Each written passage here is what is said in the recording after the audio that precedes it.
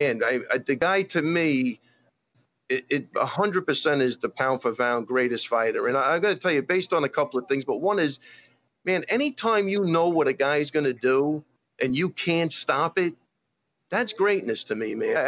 Like again, but I can't say enough about Khabib, man. He's just, I just found, look, man, I was in tears when he was talking, and that retirement thing came out of, nowhere. But, in a time where, there's fake news and who's lying, this guy's lying, you don't know what to believe. This to me is a breath of fresh air. This is a man of integrity.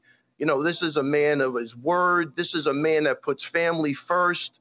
I don't believe the almighty dollar is his God. He makes right decisions. Yeah. I just think, look, even the interaction with DC at the end, I love you, brother. I mean, I don't know if that doesn't make your heart stop.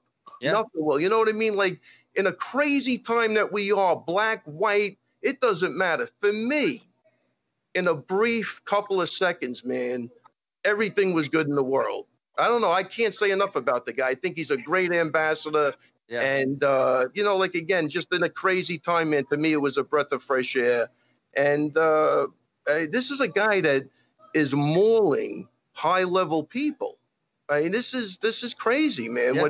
So there is no question in my mind, this guy is, pound for pound, the best fighter. And not that outside of the octagon, should be included in that. But you know what? I'm going to include it because he's a champion inside and outside. There's no PEDs. He's not beating anybody on cocaine. I think this guy stands for the right shit. I don't care religion, creed, color. It doesn't matter. This, to me, was a great moment in sports, to me.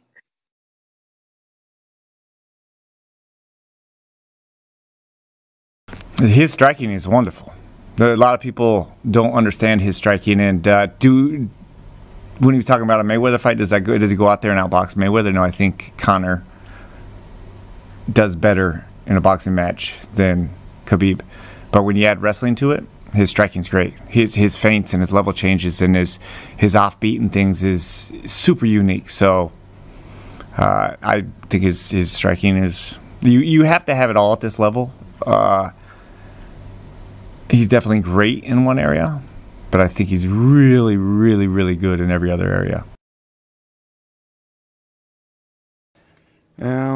The right hand in the second round was a cracker. It was beautiful, overhand right. I mean, it's a staple of wrestlers, overhand right and close, but he doesn't generally do that. He's more jab and then close, but that was a great shot. The style of takedowns, everything was kind of what we expected, and we'd spent a lot of time in preparing for that. I kind of expected round one for sure going to get a takedown. So the goal of round one was to get out of it still having energy. We didn't want to put a huge amount of effort into trying to get back up in round one. We'd seen that happen many times in his other opponents, and they kind of go back to the stool, really tired. So round one, make them pay, do our best on the way in, fight as hard as we can. But if we do end up down, which it was against the fence, figured it would be there, tried to stay seated up. If we end up on our back, just try to play guard until the bell, except it'll be a 10-9 round. For round two, again, same plan. Do as much damage as we can, but if we end up on our back, don't put a huge amount of effort into trying to get up. He's an absolute master at regrounding people. That turned out to be a 10-8 round. He got some good shots there, and obviously he landed the great right hand. So that was a bit more than we hoped for. Round three, things started kind of turning a little bit in our favour. He did a lot better at keeping it in the middle, defending the takedowns. So the plan was to slow him down a little and watch him slow down a little bit in the third, fourth, and fifth? Yeah, exactly, yeah. So I think at the beginning the consensus was Conor knocks him out in the first, or Khabib, takes over from 2 on. Like, for us to win the third round was probably a bit of a surprise to people. But, the Al Quinta fight, if you look at that, from round 3 on, he wasn't able to hit any takedowns. So hoped that would be how it would go in round 3.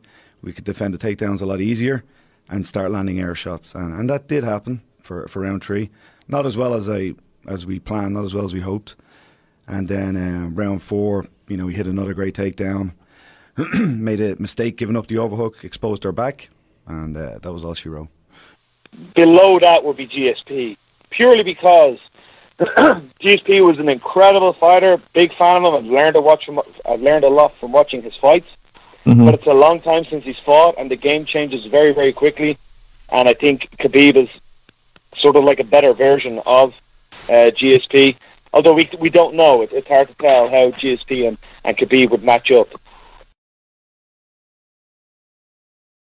You know, he said he had a conversation with his mother, and that she didn't, want him, fighting or without his father here on this earth.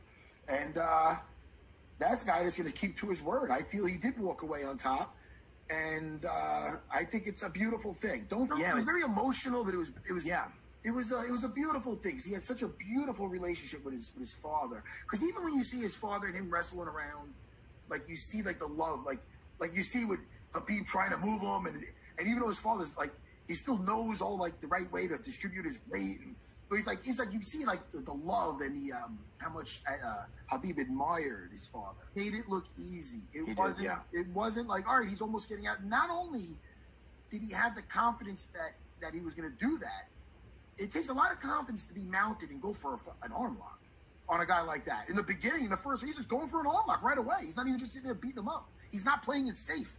And then he mounted him again. He goes for a triangle on top, which is not, you don't see that all the time. You see it in transitions, but on top to go for that takes a lot of nuts. I mean, it's because you could lose position. There's a chance of losing position and being back on your feet. He did not care. He had that much confidence. He's on that next level. You don't get to 29-0 right by not being on that level. Hats off to him. Yeah. An amazing person. He'll always, I'm sure, be around in the sport. I'm sure he's going to produce more champions. And I was watching his video of him wrestling with that bear as a kid again. It just shows you what pussies kids are around here sometimes. Like, that bear was like biting I know he was biting his arm too. Like, I know it probably didn't have like the teeth, but it was like, he didn't give it. That was such a fun little. You ever watch that whole thing? Oh, sure. It's really fun because it's like back and forth, and it's so funny. Go ahead. Yeah. Listen, all out stud, great role model, fantastic person all around, athlete, fighter, person. I'm happy for him. That was a beautiful fight. Gonna be a very interesting fight. Khabib is a grinder, man. I never seen nobody train like he does. He trains a lot. He's a very he's a very strong religious Muslim. He doesn't drink. He prays every day on time. He follows everything by the book. He's a very good heart guy, and he loves fighting, and he trains. And it's gonna be a tough match for Gaethje. Gaethje has to be careful, because if you let Khabib put your hands on you, he grinds you until you're exhausted, You can't go to Khabib like he normally Gaethje does every single time with everything he has on the beginning, because Khabib has an amazing ability to grind his way to victory, and it's very difficult to resist his imposing game. It's very tough. An MMA fight, Khabib that's why he's the champion. It's extremely tough to beat him. It's not easy. He trains a lot of jiu-jitsu too. He trains every day jiu-jitsu a lot.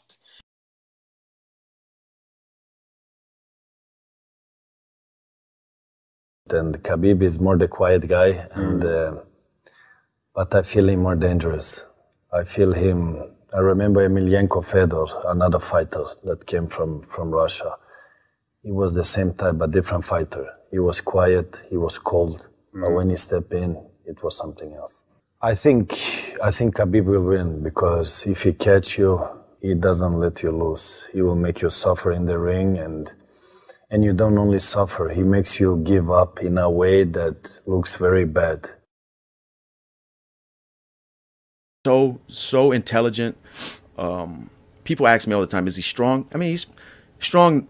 I don't know if he's the strongest guy I've ever fought, but he's strong at all. They're all strong. Nothing overwhelming or that really surprises me. It's just his understanding of balance and weight placement was incredible, dude. Like, I've been fighting and wrestling a long time as well, but he just knew where my weight was and where it needed to be for me to stay up with his foot trips. And it's hard to explain, man, but he's good.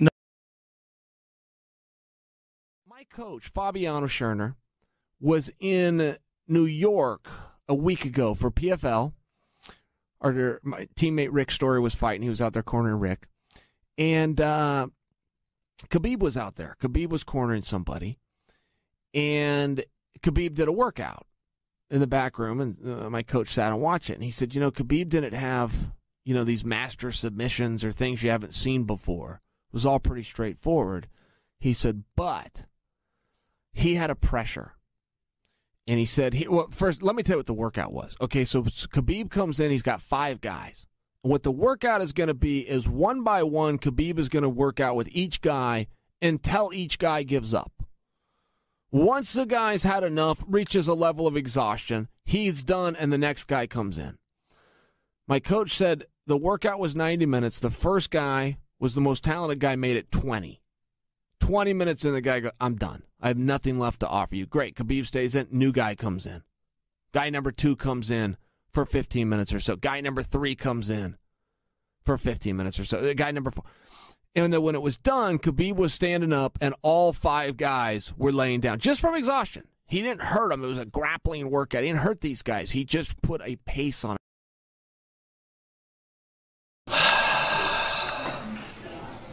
I don't think Khabib's a human being. Like, I don't know where he came from, but in my eyes, he's unbeatable. No offense, Dustin, but I don't think anyone, I didn't think that Dustin was gonna win. And look what happened. It's pure domination. What about Tony Ferguson? It's Khabib, dude. What planet is he from? He's from Xenon, dude. It's off the 405. Those guys all need each other. As crazy as that sounds, like those sport needs a Khabib. You need a guy who's so ultra super dominant that he makes everybody else rise up. Yeah. They're all better because of Khabib. Nate and Connor. Yeah. Nate's even Khabib. Yeah. Connor needed Khabib. He needed someone who's a no nonsense guy. Because he's all about all this style and all the the fucking expensive watches and driving around on the rolls. Look at us, we're half a Billy. 3 men died making this watch. Yeah, exactly. what a truly bad thing to say. But meanwhile, Khabib drives a Toyota truck. Yeah, bro. And he lives in the same house he grew up in. Yeah. It's like that kind of a person. Like he's just about hard work. Man. That's a wild picture, man. It's a wild picture. Now we talk. That had to be a bummer getting hit by somebody being like, now you want to talk? It was a wild fight to call, man. Because then the melee broke out after the fight because Khabib wasn't done. People were talking shit on the side of the ropes, or the side of the cage, rather. He jumped over the cage and went after him. Like, that's a wild motherfucker, That's the craziest thing ever. Wild. Having a fight for 4 rounds with Conor McGregor and then jumping over the cage and fucking up people in the crowd. He's not playing. This isn't a game. No, he's not. He's ready to fight to the death. Yeah, there's no business. Yeah. There was no business. Yeah. You know? It's funny. Don't talk about fights. You live in America. Oh, he was like, what do you know about fighting? You're from America. He's like, I'm from fucking Dagestan. It's true, though. Yeah, of course it is. Hard places create hard people. That's a hard motherfucker. Conor is fighting Dustin Poirier.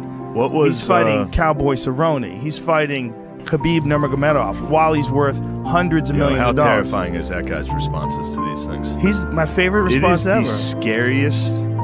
There's nothing like when Conor was like, I only count knockouts in my record, and then you just see like a reply from Khabib that's like, I take people into deep waters and they discover themselves. It's like, dude, what the fuck is this guy talking about? What's scarier than a take people into deep waters and they discover themselves? That should be the name of his book, dude. That should be the title of his book. Bro, he smashed everybody. There's never been a guy like him. That guy made it to undefeated as a world champion, and the last guy he beat was what many people thought would be his most dangerous challenge, and he almost had him in the first round. He got him in the second round. Ugh. He's the greatest of all time. That wasn't even close. No, Poirier came close. Poirier came close. Poirier almost got him in a guillotine. He almost got him in a guillotine. Yeah. It was just like a few adjustments.